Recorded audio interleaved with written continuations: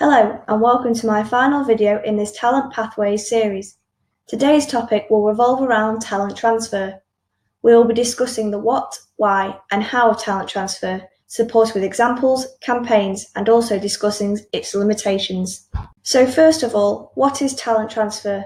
According to Collins et al. 2014, it is defined as a recently formalised and highly structured process used to identify and develop talented athletes by selecting individuals who have already succeeded in one sport and transferring them to another. However, this definition has more recently been developed by McNamara and Collins 2015.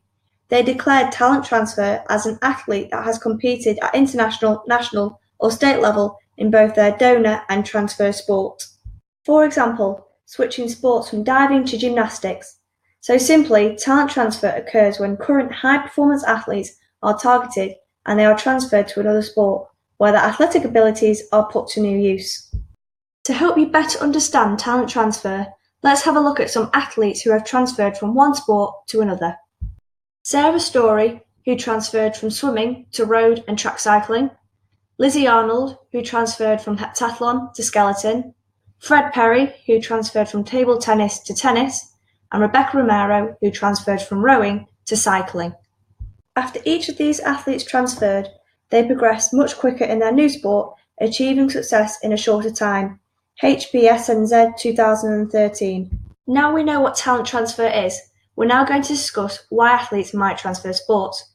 Rhea and Lavelle 2015 found that there are three primary reasons as to why athletes transfer sport. Number one, athletes who have reached a plateau in their performance and were not achieving good enough results to compete at an international level in their previous sport. Number two, they had a career-changing injury which caused them to re-evaluate their options. Number three, the athlete's sporting identity wasn't easy to let go of, some still having more to give at the top level. Vayans et al. 2009 labelled this as structured recycling of talent. To help these targeted athletes transfer, UK Sport put campaigns in place to help athletes transfer to the most ideal sport. This depends on the athlete's previous sport or event and what potential they hold in other areas. These are some examples. But how does talent transfer actually work? What are the requirements and characteristics which allows an athlete to move from one sport to another? Once again, Rhea and Lavelle 2017 have come up with what they believe are the most important factors to enable an athlete to change sport. Previous sporting experience.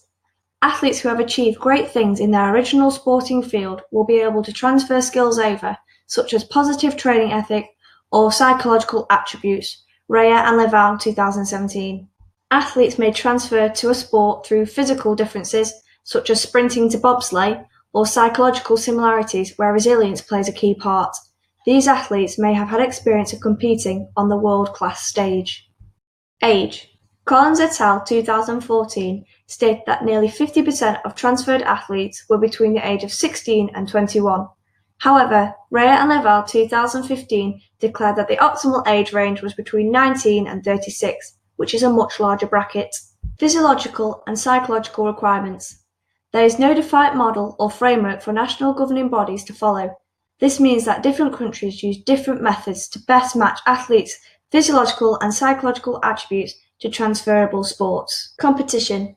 As stated by Bullock et al. 2009, competition plays an important part in deliberate programming. Even having the experience of competing on a global stage is a big psychological advantage. Their competitive drive is transferred from one area to another. What are the limitations of talent transfer? First of all, it is rare that an athlete will transfer to a higher standard sport and become more successful.